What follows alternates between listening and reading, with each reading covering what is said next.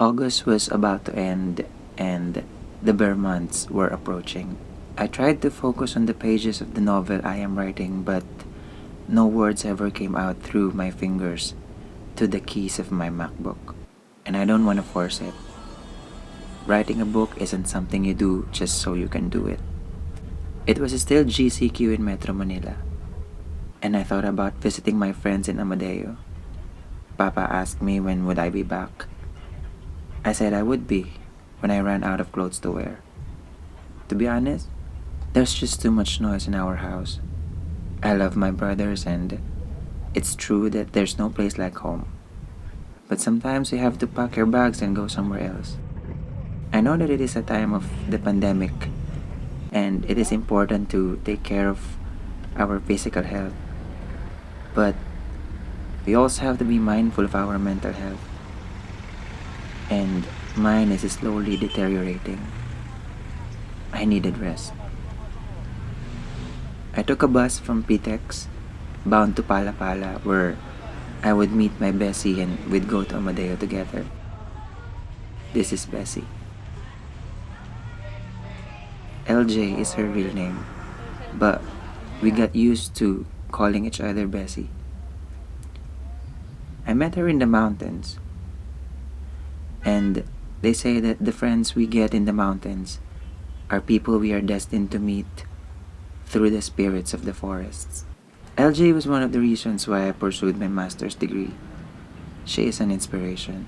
A teacher, a registered nurse, and a single mom all rolled into one. It was in the mountains that I met campers and backpackers, a non-profit group that organizes tours for the mountains and the beaches in the Philippines, and then saving all the profits from it for charity work. I fell in love with advocacy. We weren't well off as a family, but my parents always tell me not to hesitate helping others if I can.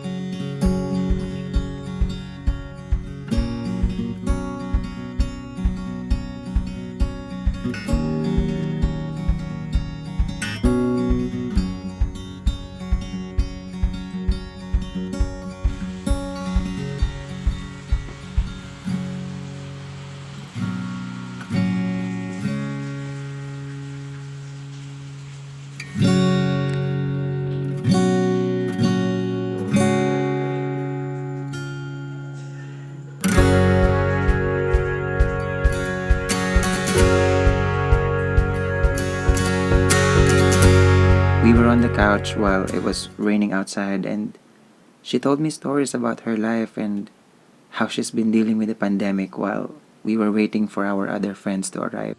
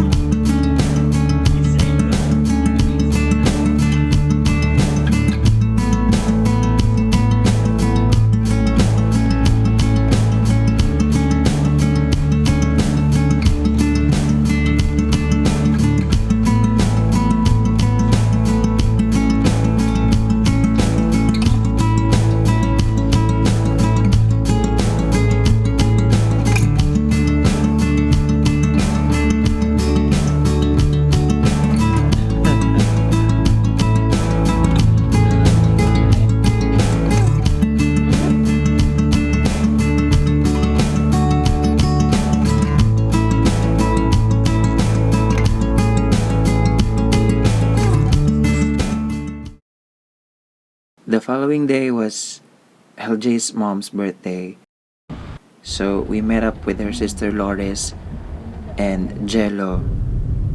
Then we went to Alabang to buy a birthday cake. It was a Sunday, so there were fewer cars on the road. We played Taylor Swift songs over the car stereo, and I kinda had my moment when Ronan played. That song always makes me want to cry. Oh, and we saw some handsome cars too on the way back. We dropped off Loris, Jello, and the cakes at their house, and Lemuel, LJ's brother, drove us to the grocery store for some last minute errand. I wasn't able to get inside the store because I do not have a quarantine pass. I mean, I do, but it's from Manila.